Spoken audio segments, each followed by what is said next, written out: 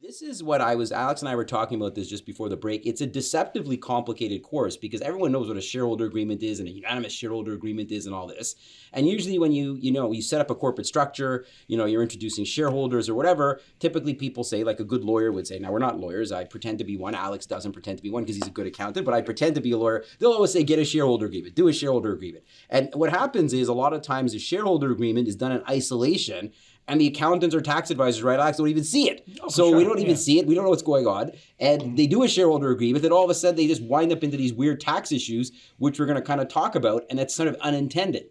And what's going to happen is that in this table of contacts, we're going to talk about, Alex will be talking, he's going to start the presentation off and talk about what is a USA. We're not talking about Donald Trump MAGA. We're talking, unanimous shareholder agreement, not the United States of America. What's the definition of non-arm's length persons on the act, and go through the case law of de jure and de facto control. That'll be the first part of the presentation, which Alex is going to go through, and we're going to explain why is de jure control important, why is de facto control important, and how is this impacted in a shareholders agreement, and how does that shareholder agreement, which may have created a de jure or de facto control, impact the tax structure.